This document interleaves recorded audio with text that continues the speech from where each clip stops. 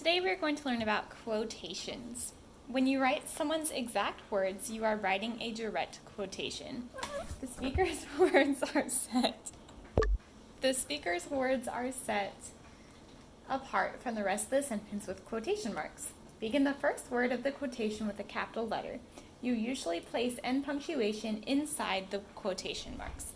So for example, if Terry said something like, "Let's go swimming," to write it down, you would say, Terry said, comma, quotation mark, let's, this has to be a capital letter, remember that, let's go swimming. And because we are quoting Terry, our period has to be on the inside of our quotation marks like that. You could also say, this speech is closing, the lifeguard announced. So we're just putting the quotation at the beginning of the sentence, and it would look like this.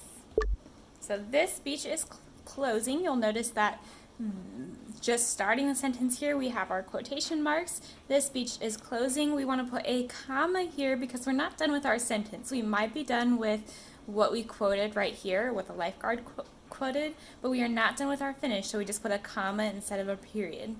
And then we put the lifeguard announced. So it would be incorrect then to put the quotation marks, then the comma.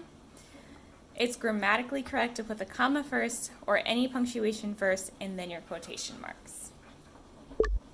So you'll notice that a comma separates the speaker from the quotation. When a quotation ends in a question mark or an exclamation point, however, you do not add a comma.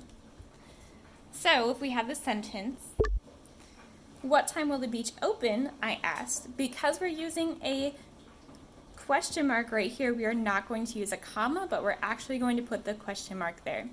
So we're still going to put everything in quotations just like it was above, but this time instead of the comma right there or right there, we're going to put the question mark. A quotation mark is sometimes interrupted in the middle. End the first part of the quotation with quotation marks. Begin the second part with quotation marks. Use commas to separate the quotation from the speaker.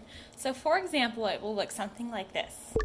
Do you realize, asked Rob, that we forgot the raft? So you'll notice that right here we start with quotation marks and then we end with quotation marks right here because we're saying that Rob asked this. So do you realize? But then since we're going to continue his quotation marks, his quote right here, we have to put comma and then a quotation mark, asked Rob, comma again. Okay, so this one's before your second set of quotations.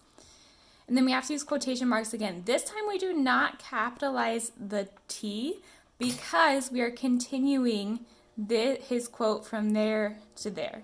It just has an interruption right in the middle there. And then, of course, we end with the question mark and the quotation mark.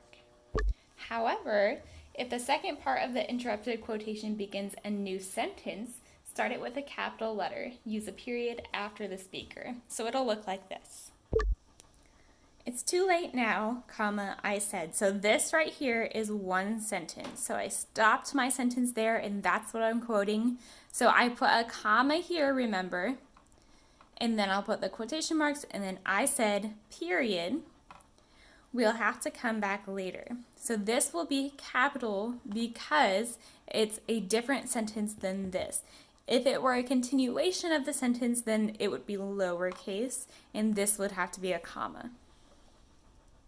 If you are writing a conversation between two or more people, you are writing a dialogue. As the conversation goes back and forth, remember to identify which person is speaking each time. Start a new paragraph whenever there is a change in speaker. So, for example, it could look something like this. So, do you want a salad? Question mark, I asked, period. No, comma, thank you, comma, Danielle replied, period. So this is known as a dialogue, so it's a series between two or more people. And with each different sentence or each different quote that you are quoting, it has to be in a different line for each speaker. So remember to use quotation marks to set off a speaker's exact words from the rest of the sentence. In most cases, place end punctuation inside the closing quotation marks. You always want to begin the first word of a quotation with a capital letter and use commas to separate most quotations from the rest of the sentence. Let me know if you have any questions.